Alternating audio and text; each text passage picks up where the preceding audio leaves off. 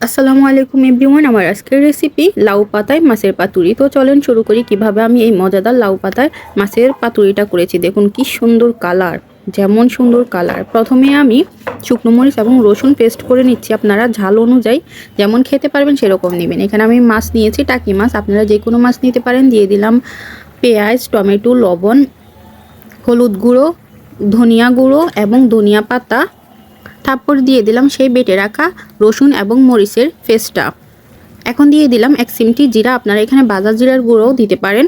দিয়ে দিলাম সরিষার তেল, কম করে দিবেন। এখন সব কিছুকে একসাথে ভালোভাবে হাতের সাহায্যে মেখে চেকে নিচ্ছি। অবশ্যই হাত দিয়ে মাখবেন, না হলে টেস্টটা বেটার পাবেন না। এখানে আমি লাউ পাতা ধুয়ে নিয়েছি। লাউ পাতা ধুয়ে 5 মিনিট একটু হালকা লবণ দিয়ে ভিজিয়ে রেখেছি যাতে একটু সফট হয়। দিয়ে দিচ্ছি সেই মেখে রাখা মাছগুলো। দেখুন কত সুন্দর কালার লাগছে না। এখন সুন্দর করে মুড়িয়ে নেবেন, আপনারা রশি দিয়েও বাঁধতে পারেন। আমার চলে আসলাম পরের ধাপে। কড়াইয়ে তেল গরম করে আমি এখন লাউ পাতা মোড়ানো মাছগুলো দিয়ে দিচ্ছি। অবশ্যই আপনারা ঢাকনা দিয়ে ঢেকে দিবেন। এখানে খুব সফট হাতে মাছগুলোকে উল্টাতে হবে, না হলে পাতা ছিঁড়ে যাওয়ার সম্ভাবনা আছে। দেখেন এখানে আমার পাতাটা কচি থাকার কারণে ফেটে গেছে। আপনারা একটু শক্ত দেখে পাতা নেবেন। পাতাগুলোকে ফ্রাই করার সময় চুলার আগুনটা অবশ্যই আপনাকে লো ফ্লেমে রাখতে হবে, না হলে উপরের পাতা পুড়ে যাবে, ভিতরে মাছ হবে না।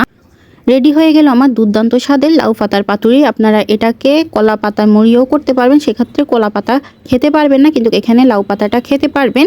আমার রেসিপিটি আপনার কেমন লেগেছে অবশ্যই জানাতে ভুলবেন না। আর বিদায় নিতে নিতে বলে যান কোথা থেকে আপনি আমার ভিডিওটি দেখছেন।